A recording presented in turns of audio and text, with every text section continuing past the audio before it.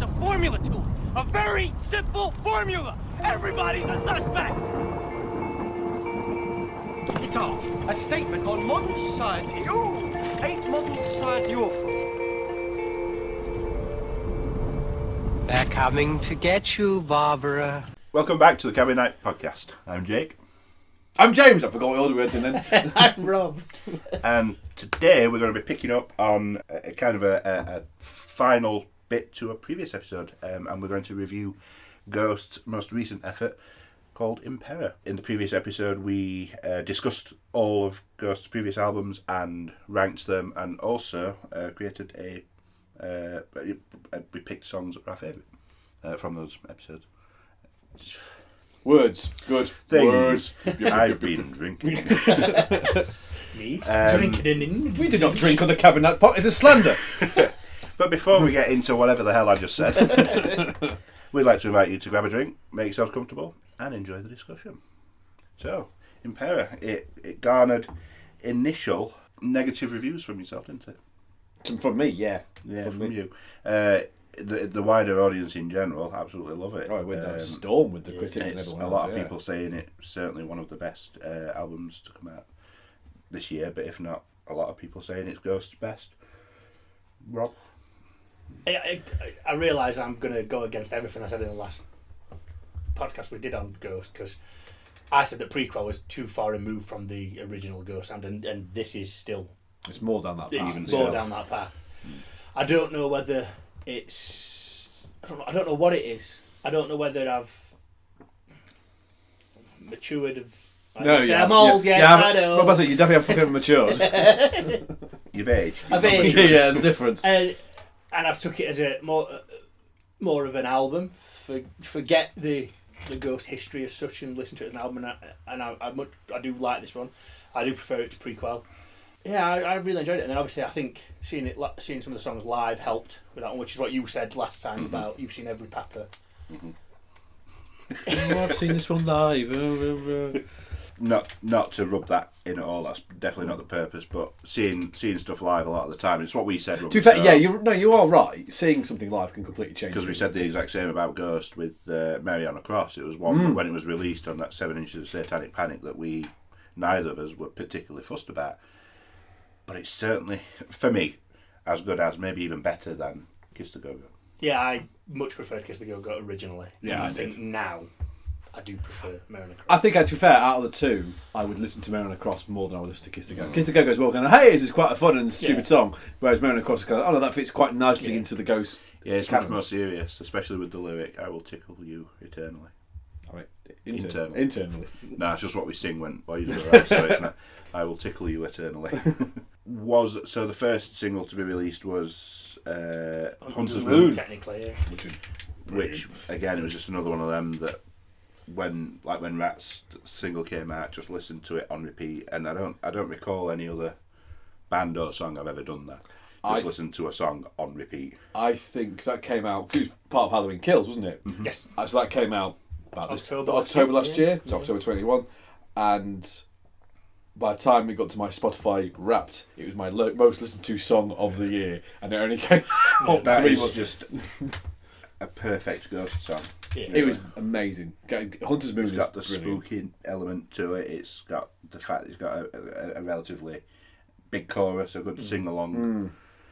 Just good guitar. I mean, it's a musical. Because Ghosts don't tend to. Again, I don't mean this as a dig so much, but when you talk about Ghosts, people don't tend to talk about the musicality of it. It's simple done well. I mean, yes, but I suppose. But when people talk about Ghosts, they talk about Papa and the lyrics and the look. They don't necessarily talk about the actual individual parts of the music. It's getting less simpler. It's getting more technical as they're going on. But I think they're getting more members. Like they've got the female. Keys are now a much bigger part of it. I mean, they've always been part of it. Now a much bigger part of it. But they're a part of the band now. Whereas they were always kind of we've got this, but it's a live thing. We just have them off stage somewhere. Yeah, it was a big part of the actual recording process, weren't it, to involve those. Because we spoke about Hunter's Moon on the last review because we did it whenever we recorded it. I can't remember. But we talked about it for albums of 21 as well because we all said it's such a fantastic song. Well, obviously at that point there was no album because the album didn't come out until I want to say July. No, April. It must have done so March, April time. Yeah. But then the second single released was Call Me Little Sunshine. Call Me Little Sunshine, and I just was not Again, fussed. I loved that straight away because it harkened back to, while still very much modern Ghost, it harkened back to a slightly older time. I'd sort of say Infested Sumam time Ghost, I'd say. Yeah, the reason why I weren't overly fussed on it, and it's because it reminded me of another Ghost song that I don't dislike, but on a list of Ghost songs it definitely features near the bottom, and that's Cerise. I've never been massively fussed about Cerise. Yeah. It's heavy and it's good, and I'm not at all dragging on it at all. I like it; it's a good song, but and it reminded me too much of that. It was just sort of like you got a chorus and then you kept going back to it, and and I suppose that's what most songs do. I suppose. But, I get what you're saying. But it's absolutely one of my favourites now. That was an early, but now, yeah, I love it. And that's not even a case of having seen it live. Before we even saw them, I fell in love with that song. I mean, they're definitely channeling the Queen with the dun dun towards the end. Definitely in Well, I think we spoke about it. We were saying that the one thing I guess with this album that is noticeable is they've recorded this album pretty much for the live setting. Every song on that album could be you could hear every song. It's an anthem. Yeah. They're all written to be anthems. Whether they become that or not, I don't know. But they're all written in that way that it's They're absolutely, and it's something that's developed along with the change in the evolution of Ghost, if you like, and that's that they write for the live setting now, or rather Tobias writes for the live setting. He's definitely got that performance in mind when he's writing stuff. He's thinking about the audience interaction. He's thinking about the visuals. How does this look when we're performing it, sort of thing. So, yeah. So let's start at the top then. Kaiserion opener. It's fine. I didn't like come to me for Ultimate 80s rock. Yeah. It's fine. It's not bad. It's fine. Again, it's so far removed from Opus, but I love it. I don't know. Yeah, just this one. I really like it. It's good, but for me, it's one of the least Ghost songs on the album. I don't know what. I don't know why, but there's just something about it that doesn't. If you say it about that, you've got to say it about Spillways because they're very, very similar songs. They have, but I prefer that one. Spillways goes instantly up there as one of Ghost's best. We'll get there. Yeah, Kaiserion. We'll get there. Kaiserion. I think it's fine. It's fun. It's enjoyable. It's never one I would choose to put on. I don't think. It was for me. I always start at the beginning. The guitar. Oh yeah, stay on all the way through. Yeah, the guitar bit is quite uplifted, and I feel the same way about that as what a lot of people say about Journey. A lot of people say Journey's uplifting, and the guitars have that effect. And I remember because I'd actually heard Kaiserion before on a live because they'd opened with it in America first. Oh yes. So I had a lot of the pro shot live stuff on YouTube. I'd watched it already, so I knew what were coming after that intro. What's the intro's called? Imperium. Imperium. As soon as and let's not forget about that intro as well. That intro is very Maiden. But yeah, once that intro track finished, I knew what were coming. And I remember the morning it came out, and I was in car driving to work, and it was one of them moments where the music sort of drove me to emotion a little bit. Like it made me feel so happy that it was almost like tearful happy. Yeah, I think they work well together. Impera going into Kaiser. I'm sorry, Imperium. Sorry, is the title? Is the opening track, the intro track? Yeah, going into Spillways, I think does work really well. It's got such a not even 80s. I'd say that everything up to the chorus is 80s. Is 80s metal. It's just big and brash or whatever. Then the chorus, far away from the steps of the heaven. It goes to sort of more, I would say, sort of 60s and 70s, either folk or proggy rock type things. It's got the chorus doesn't match the rest of the song, and I'm not saying in a bad way. I'm just saying the chorus feels like an older song, whereas everything else about the song is an 80s. I disagree. I think it all goes to it's a natural. I'm not saying it don't fit. It's melded together wonderfully. I'm just saying that it feels like he's dipped into his inspiration and thought, right, the song is going to be an 80s arena rock song, but the chorus is going to be a 70s arena rock song, or whatever. That was just the sense I got. I don't get that. I really don't get that. I'll be honest. That's the sense I got from it. It's a good song. It's a good song. It does seem to change a little bit. Like Which, I mean, I guess, going to a chorus it usually does, but yeah, there is a different change, but yeah, I have. As songs I would pick from this album, Kaisarian is not, or Kaisarian, Kaiser. That song. That one. I don't think it's one I would... He says Kaisarion. I don't think it's one I would pick for my playlist. Okay, so that takes us on to Spillways, which... in contrast, I think is one of the best things they've ever recorded. On first listen, I much preferred Spillways to Kaisarian. I still do. I think I much preferred it. I liked it. It was one of the ones I kept going back to. I just think I was that excited for album that the one I knew that they were opening the set with, and then eventually one that I knew that I'd be seeing live. That was the one I was looking forward to. That was in no way takes away from what Spillways is. Spillways is Spillways is incredible. Incredible. Seriously incredible. As said already, one of the best songs they've ever written. It's just so ABBA. Yes, pretty much. Yeah, ABBA. if ABBA was still going now, that's pretty much how they sound. I think, and I think there's much more can be said. You've just got to listen to Spillways. I think. I know I'm not being particularly articulate or critical, but it's a fun song. We'll be getting critical later on, I'm sure. No, but actually talk about it in a critical lens. I mean, we're just saying it's good. Listen, it is good song. Again, it's still in that so far removed from what I liked, but yet I think especially what you said about prequels. Because I get because it would be right at home in prequel. Right at home. To be fair, if there hadn't been that thing of a pandemic in between, they could have been written at the same time. I think they're very much similar albums. I don't agree with that. I feel like there's still an element of spooky old Ghost, whereas this is absolutely arena rock. Yeah, as an album, it's such a bigger sound than Prequel, and I love Prequel, but I do think there's certain down moments. There's absolute down moments, whereas the down moments of Prequel are still quite upbeat in the choruses. Yeah, soaring, if you like. Yeah. It's just fun. It's on. We've got a playlist for Clara. Basically, music we think she'll like, but also music we'll like as well. So it's not constant nursery rhymes and stuff like that. So lots of random stuff. So as I said earlier, a bit of Bernard Cribbins is on there. That goes into some Beatles and then some musical stuff. And now some Cadillac 3. And now some Cadillac 3. Put on a couple of Ghost songs. I put on Dance Macabre and then I put on Spillways. And he was like, "Oh, why have you put on Ghost?" Because I was to it as well. No, the good ones that Clara listened to. So the place has been going round and round and round and round a few times, and ran till past 6 months. Fucking hell. And it came on the other day, and I saw Haley kind of just bobbing along. Went, see, you like it? She went, yeah. Against her better judgment, but I don't think, particularly those two, you can say a bad word about them. They're not bad songs, either of them. Kaisarian's, for some people, isn't as good as Spillways, but I don't think... So when I say this, I'm not a fan of it. I'm not saying it's a bad song, because it's not... That's what I mean. No matter which way you cut it, that's not Kaisarian's not a bad song. Yeah, you can't say that. No.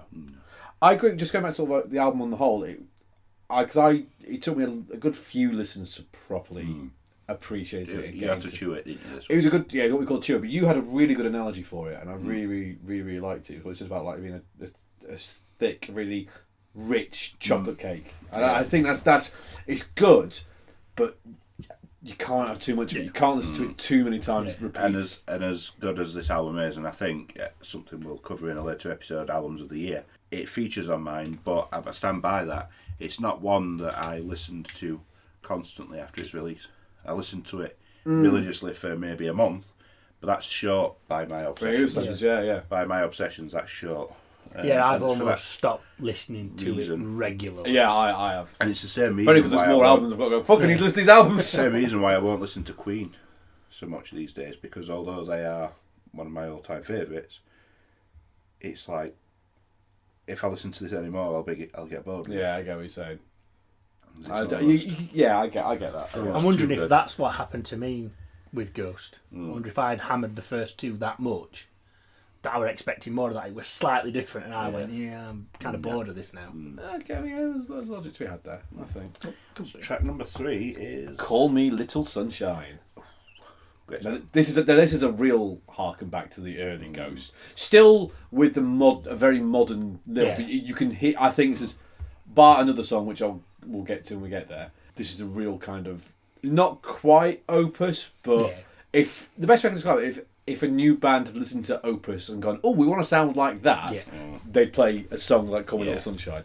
Yeah. And that's not a bad thing, because I think Call Me Little Sunshine is brilliant. And I love the video that looked so low budget while trying to look high budget. And I don't know if that was a deliberate thing or anything, but I love that. I thought it was really good, because he was trying to tell a story, but I didn't get the story. I don't know, maybe I was half asleep. I don't know. I loved the build up to the like all the social media stuff before it, and it was just a phone ringing on their social media. Oh, okay, I forgot. And then they put a number on, and if you called that number, I think there was a message. I can't remember exactly what the message were, but it was something along the lines of, "Your call has been received. He will call you shortly," sort of thing. Oh. And obviously no one going to call back, but it were... It's also got the ghost symbol in the sky, aren't they, on social media for a bit when they release an album. Because if you look at the CD, you can see on the back of the CD, it's sort of like a skyline. Yeah. Which is obviously, it reminds me of sort of like, if it's a skyline, it's the Meliora skyline. They've kind of just panned around a little bit more to make it Impera. Oh, it's further on. This feels more... Meliora were 20s. Yeah. Really, that feels more... When you have a look, it feels more... Victorian to me. Okay. That's neither here nor there, though. Really. No, it's not relevant. Well, I get what you're saying. Yeah, Call Me Little Sunshine. I love it, especially in the contrast to because it's been about good couple of months between Hunter's Moon and Call Me Little Sunshine. I think Call Me Sunshine was January. It was after Christmas. I remember reading an interview with Tobias, and he was saying, obviously we've just released new music. And in the future we've got a new album coming out, but we're not talking about any of that right now. We're just talking about Halloween and Hunter's Moon and what have you. So when it was first released, it weren't released as the lead single off the upcoming album. Well, Hunter's Moon, you mean? Yeah. It was just released as a song from. So Call Me Little Sunshine was kind of the first proper song for this, and it's in the sort of the momentum for building for album release. I thought it was brilliant straight away. And the thing that always strikes me, and it gives me goosebumps every time. You stop drinking. Never. Gives me goosebumps every time, and that's again the difference between how it sounds on the album and how it sounds live. And I know you're gonna know what I'm talking about because you've seen it live. No, but you've seen this as well on the Live at the Ministry. On this live, they have obviously the choruses. Yeah. It's got the lady ghoul in the background singing the Call Me. Yeah, she's quite high up in the mix. And she's not on the album. You can hear. No, I like the fact they pushed her up in the mix. There's two Call Me's and then she comes in. It's a Call Me. Yeah, it does sound really nice. It's beautiful. It does sound. Really it's almost like Goosebumps every time. Goosebumps. But I like that because it says to me that they're a band that even when they've released music, they'll keep not changing it but evolving it to find out what works. And so the live version of Call Me Little Sunshine is possibly better than the studio, but just because of the way they mix it live. Well, that's what it were. I told you I weren't fussed about the song, but then the album was released, and they released Live at the Ministry as an album release thing. Oh yeah, they did. Yeah, they're like a YouTube party thing, and they did it then. I saw it on the Jimmy Kimmel when he blinked to them. Yeah, and they did it then. No, I was very impressed. Beautiful. So the next track is Hunter's Moon. Now, which version's better? The film version or the album version? Well, we'll talk about the album. I think they're both good for different reasons. It will always be the album version for me. I think the Halloween Kills version is creepier, more old Ghost. It sounds like a demo. Yeah. It sounds like that was the demo they just said, well, we're not got enough time, we need something now because we're going to post. Yeah.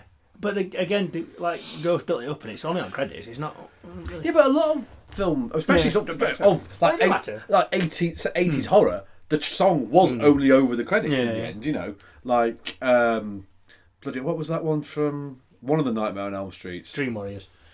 No, not Dokken. It was a rap. Because I remember listening to it in uni. We did American film studies, and the tutor loved that song, so we kept playing it. But it's a rapper. It's called like Freddy's Back. It might be Freddy's Dead. Oh my god, is he back or is he dead? It might be Freddy's Dead. Final Nightmare. But yeah, I'm sure that's only played because he doesn't really fit in the film. Although, to be fair, I know Nightmare on Elm Street is kind of his own thing. Being alive is not a prerequisite for Freddy coming back or not. True. But yeah, so I don't think that really matters. No, it doesn't. No, I just think Because it did a good job of promoting the film. Yeah. Because it made me, who doesn't give a shit about horror, want to watch the film. I remember watching, because I didn't go to pictures to see Kills. We rented it on Amazon sometime afterwards, and I remember sat watching it, and generally, unless it's a Marvel film, we switch credits off. And we sat watching it, and it's not the first. It's not even the first song. Oh, is it not? No. It's not even the first song on credits, and we got like sort of towards the end of the first song. I can't remember what it were. Towards the end of the first song, and Becky's like, "Why are we still watching this?" And then literally it was, "It's been a long time coming," and she was like, "That's why you want to watch it." That's because I thought it'd been like in a club scene or just like in a bar you'd hear like in the background. Yeah. Like Sorry. You Could Be Mine was in Terminator 2. Yeah. You only hear bits of it in the film and then it's over the credits. Yeah. It's Hunter's Moon. The release of that was just instantly likeable, wasn't it? It's again a good chorus. Okay, so after Hunter's Moon is Watcher in the Sky. This was on first listen my favourite track from the album. I think I'd agree. I didn't like it when it first came out. Yeah. When the first album, I was like, so up to this point, I was like, they're right good, and now it's just took a dip. See, it's interesting. You say Now, that. I think it's great. Now I love it, but it was the first one where I went, Such oh. Again, when we were speaking earlier about the view to it being, how are these songs going to sound live? Okay, they didn't play it, but they have debuted it now. And Yes. it's now part of the I think it was the first track I went. Yeah, it was definitely designed for live crowds. I could see. You could see how they're going to stage it. Yeah. Yeah. Yeah, I'd have it as a encore. The opening the encore. Yeah, I can see it working. Well, there. like- well, lights going round. Maybe a siren or something. Yeah. And then they run out to it. And Yeah. So I think the idea behind it as well, like the theme of the song, like the story of the song, it's like, as I understand it, it's scientists looking for God, Yeah. but thinking the bet it's the whole Tower of Babel thing. It's like we're a technologically, scientifically advanced society. Fuck God, sort of thing. We're God now, sort of thing. And I quite like that. No, again, like we said, a few tracks on this album. You can tell it was written to be played in arenas. You can tell it was written for the crowd, for the crowd interaction, for the crowd's participation. I think it's possibly one of the biggest choruses they've done. It's again that simple done well. Yeah. It's not a lot going on in chorus, but it's so catchy. Yeah. It's a dirty little earworm. See, simple done well. It's fine when Ghost does. When Status Quo does it, everyone takes the fucking piss. Because that's not simple done well. It is. It's 3 chords done very well, repeatedly. Occasionally a 4th and 5th, just to spice it up a bit. It was simple done well 20 years ago. 40 years ago. And the Sodding Rest. Only 20 years ago, they weren't. Yeah, well, I'm giving them benefit. But no, you're right. Not to take anything away from them, but you're right. It's very simple music, but done to such a high degree. It's not that simple, if that makes sense. And I think it's something I've spoke about on this podcast before, but if I'm listening to something and it instantly creates an image in my head or takes me somewhere or I'm right there in the story of the song, it always has a bigger effect on me. And although I weren't necessarily there in the story of the song, I could see it live on stage. I had an image in my mind of how this is going to look live. Great song. It's a good song. Next is Dominion, which is one of their twiddly intro tracks. I like that. I think Dominion is full of doom. It's really depressing. Doomy. Doomy and depressing, yeah. What else there is to say about it? It's fine. It's not offensive. And then it's 20s. James' favourite song. Let's talk about 20s. I will say this on record. I think 20s is the worst song Ghost have ever recorded. I know you two completely disagree. When it first came out, I absolutely loved it. Maybe because it sounds like Through the Never, but I absolutely loved it. It's one of the heaviest instrumentally songs that they've done. But I suppose that matches up. I suppose you're not a fan of Mummy Dust either, are you? Which is their other heavy one. I'd take Mummy Dust over. I know you would, but still, you're still not as fussed about Mummy Dust either. Going back to what I've said before,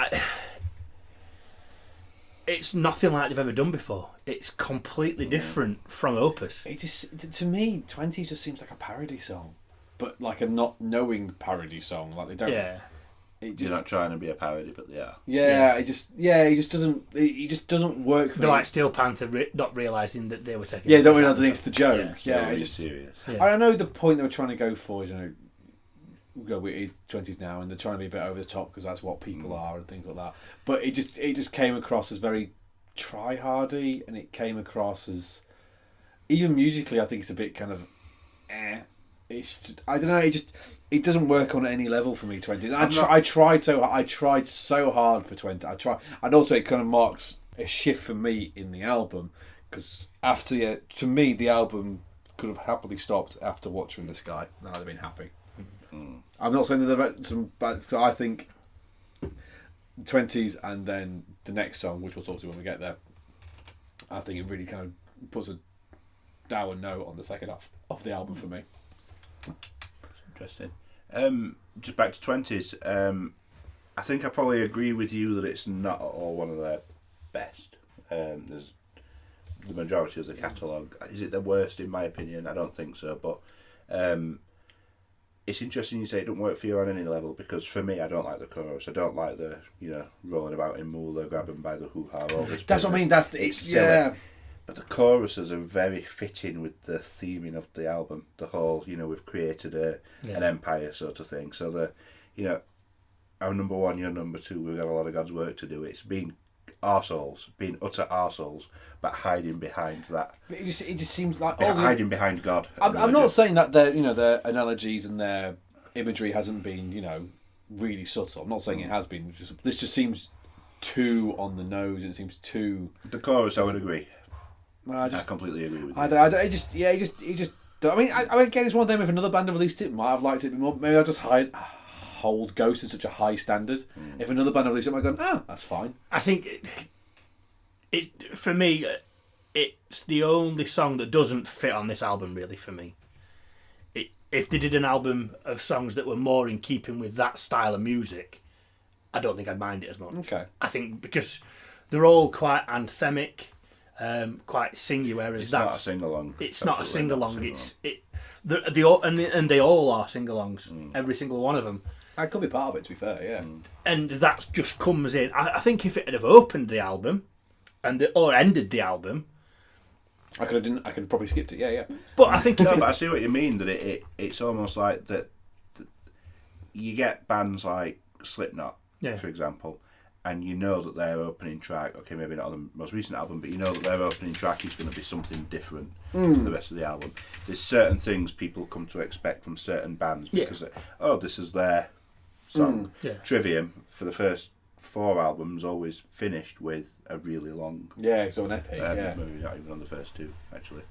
Like Metallica, the first 3 albums, they had instrumentals. The first 4 albums had instrumentals. Something that people have come to expect. So I suppose if you had that song at the start of the album, 20s, you'd be like, this is their song. Yeah. And it would be maybe more palatable, but because it's within the context of the rest of the album, it's a bit... I think like James says, it's jarring. Because you come from a row of great songs. And I do like 20s. Not, again, there's better songs on the album, but I do like 20s, and I think it is a bit jarring, a bit. Where did that come from? If it had been at the end or the start, I don't think you'd have. Certainly, if it was at the start, I don't think you'd have noticed it as much.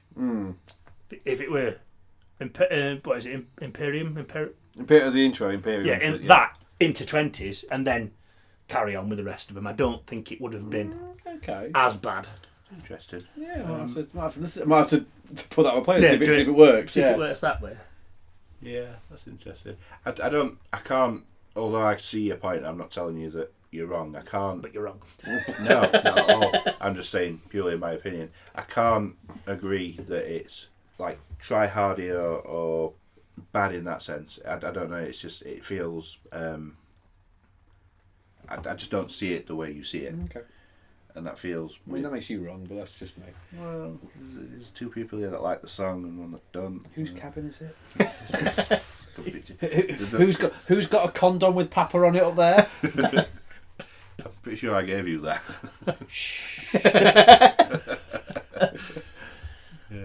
Clearly didn't work.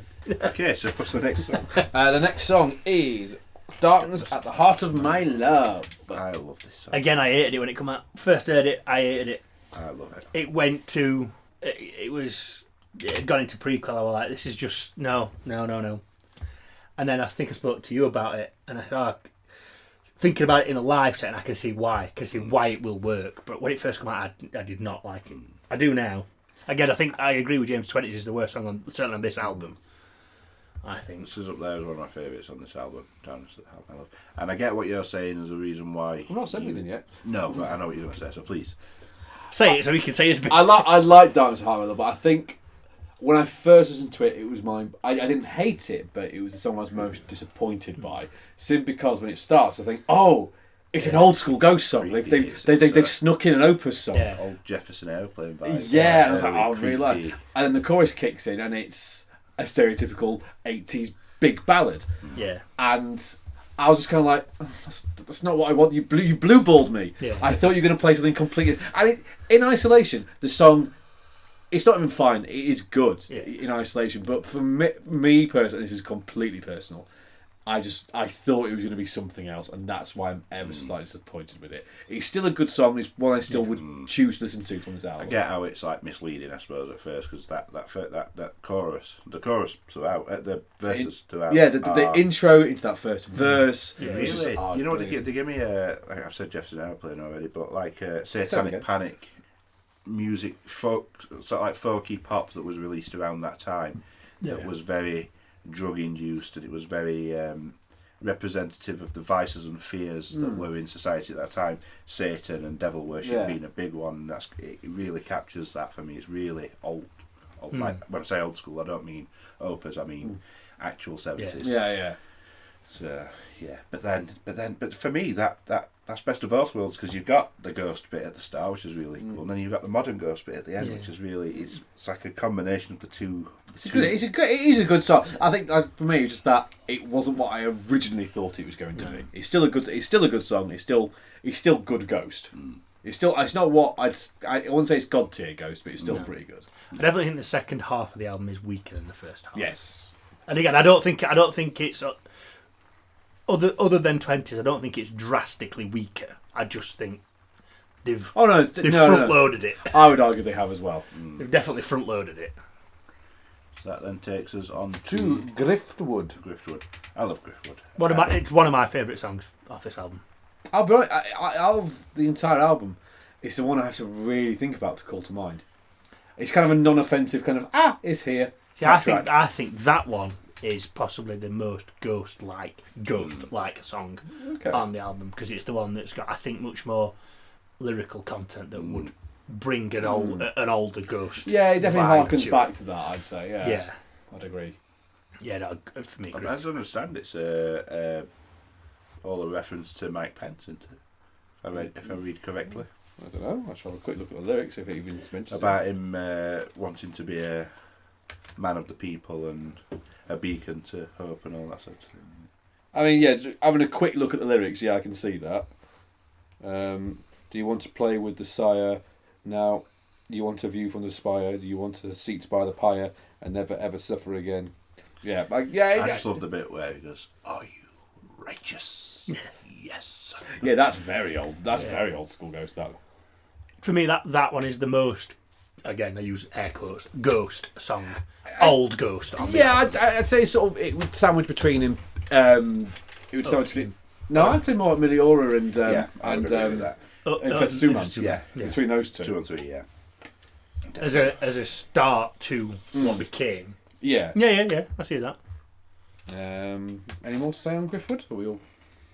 So we're into Bite of Passage, which is another twiddly instrumentally one, which is basically only about 15 seconds long. Yeah, it really annoyed me because I got it on and I would do stuff at the house and I would listen to it and I'm like, when the fuck did that song go? I know, I wish, it's a real bugbear of mine. It's like, intro tracks and fine, standalone, absolutely fine. But when it's literally 10, 15 seconds, just fucking attach it to the song. And then release a single edit that is just bang, that. But on the album, it really, especially when they go, new 12-track album, you go, but 4 of them are less than 20 seconds. Yeah. I mean, it doesn't count. To be fair, Ghost have always had not always, but in later albums they've had 2 sort of instrumentally tracks, haven't they? Meliora is awful for that, I think. Again, I think there's about 3 or 4 tracks that are really short that are basically intro tracks. On Meliora, it's what's it open with Meliora?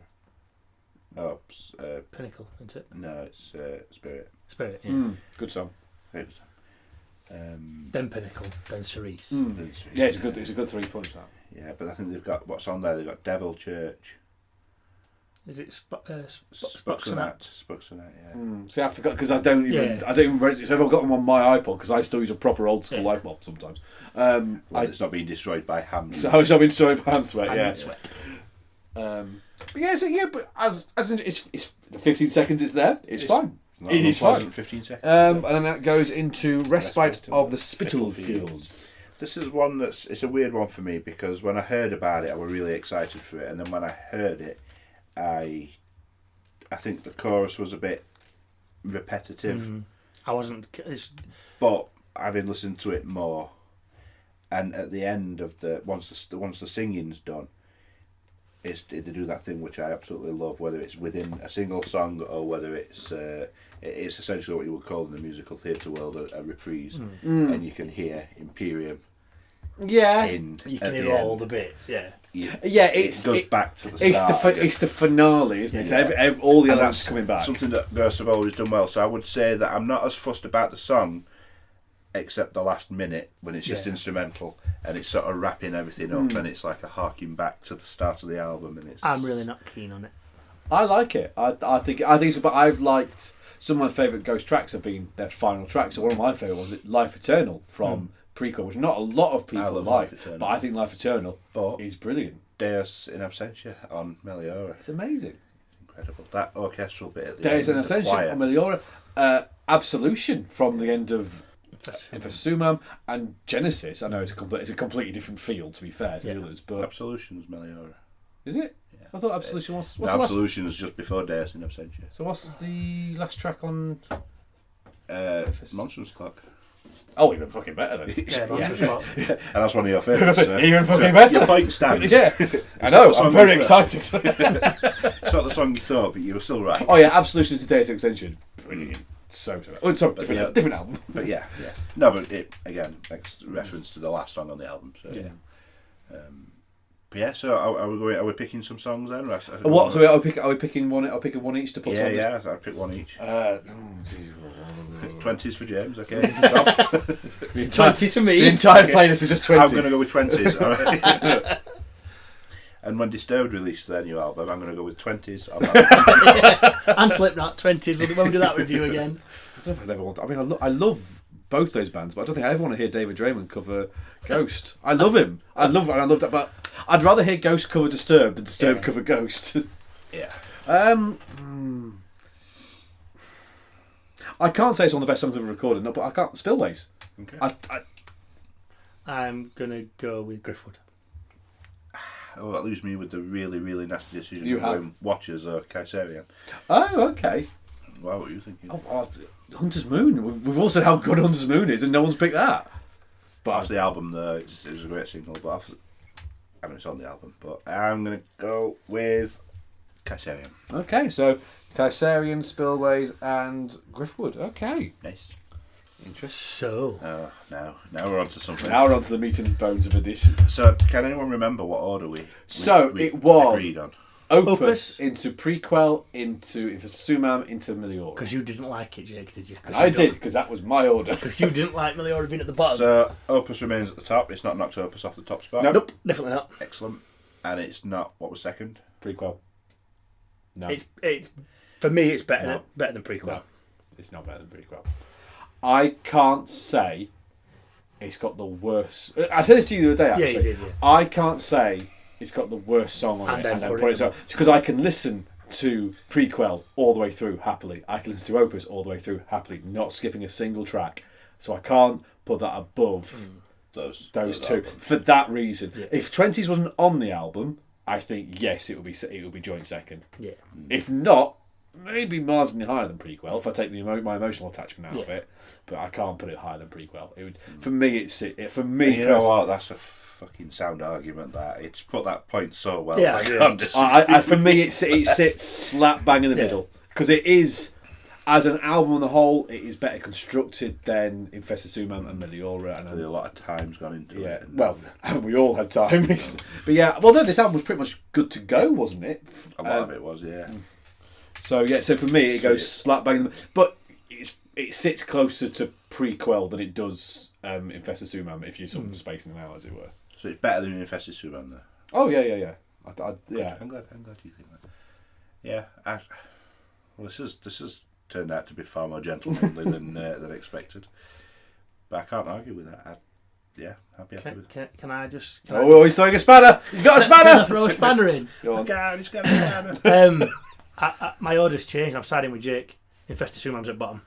That's not the Meliora's better. That's not the cabin night order. So This is the cabin night, and if we it's recorded. It's on fucking Spotify now. We're not changing it. Yeah, and we can record a veto of that. we can. Oh, can we really? I'll bear that in mind when the disturb one. Oh yeah, I did like the author of this, the producer of this podcast, who's definitely not James. The editor definitely not James. Just not.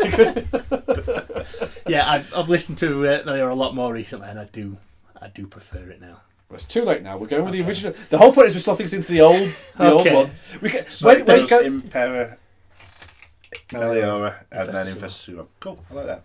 Well, it's too late. When Ghost release album number 6, we can come back to it. Okay. Is that a deal? That's a deal. Is that a deal? That's a deal. Because hopefully you've gone, I'm bored of it again now. Right, so before James implodes, So yeah, let's solidify the order. Middle. Yeah, slap bang in the middle. I think that's fair. I'd put it second. Opus, but prequel, Impera, Infested Suman, Meliora. Correct. Until we come back and revisit until those Ghost, bottom two. Ghost Reach Point. This time next year we'll have album number 6 out. Let's be honest, because Tobias has got a lot of stuff. apparently he wrote 6 and 7 already. He's got the bare bones from. Yeah.